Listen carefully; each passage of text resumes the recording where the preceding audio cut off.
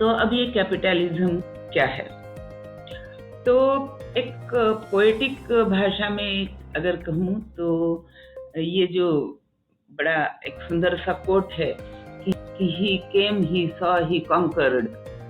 तो कैपिटलिज्म पे ये कोट जो है वो लागू होता है। कैसे? तो एक उदाहरण मैं देती हूँ कि मान लीजिए कि कहीं झरना बह रहा है और लोग, आसपास के लोग आते हैं, उसका पानी लेते हैं, उपयोग में लाते हैं, और ये प्रक्रिया कई वर्षों तक चल रही है और सभी लोग उस झरने को देख रहे हैं, उसका पानी पी भी रहे हैं, उसका उपयोग भी कर रहे हैं। लेकिन कहीं किसी समय कोई एक ऐसा व्यक्ति वहां पर आता है, वो उस झरने को देखता है और वो कुछ अलग सोच लेकर के आगे बढ़ता है। वो उस झरने पर एक बांध बनाता है, तो अब एक पानी का जलाशय बन गया।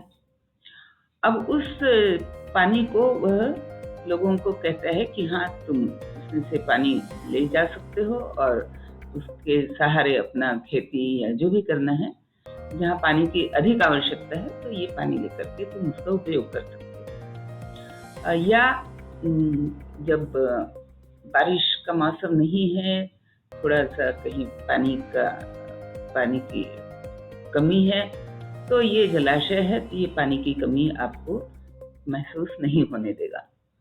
तो लोग कहते हैं वाह, बड़ी अच्छी बात है।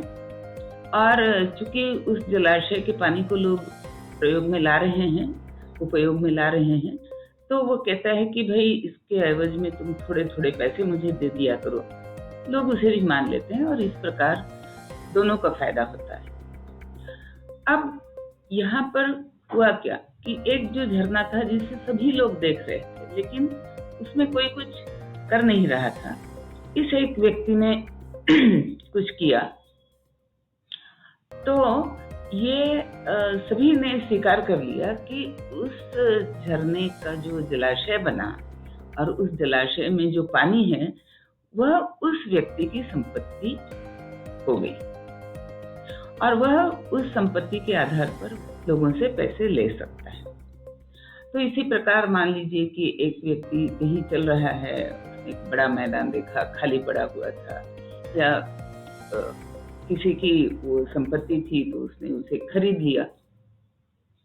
और क्यों खरीदा? तो उसे किसी तरह से उसे लगा कि यहाँ पर मुझे कोयले की खदान मिल सकती है, तो उसने वहां पर कोयले की खदान खोज निकाली और वहां से कोयला निकालना आरंभ किया, उसे लोगों को बेचना आरंभ किया, लोगों ने उससे खरीदना आरंभ किया और इस प्रकार एक व्यापार चल पड़ा।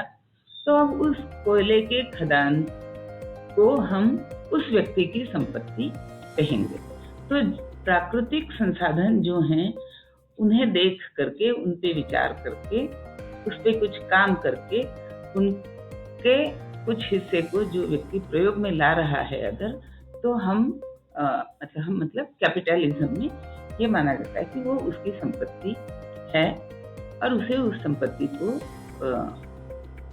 प्रयोग में लाने का या लोगों में उसे बेचने का उसे पूरा अधिकार है। फिर यूरोप में आया इंडस्ट्रियल रिवॉल्यूशन। ये करीब 18वीं सदी में आया। तो इंडस्ट्रियल रिवॉल्यूशन में क्या हुआ कि इस प्रकार जो कि प्राकृतिक संपत्ति थी उसको प्रयोग में ला करके लोगों ने कल कारखाने लगाए, फैक्ट्रियां लगाई, उसमें मजदूर लगाए और उसे उत्पादन को बहुत बड़े पैमाने पर वो ले गए।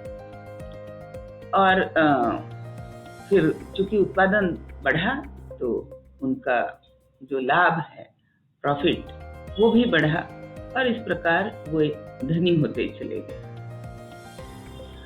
और ये कहा जाने लगा कि ये उनकी जो धन संपत्ति है वो उनकी है, उन पे उन्हीं का हक है, उन्हीं का अधिकार है। ये मोटा मोटी ये कैपिटलिज्म का सिद्धांत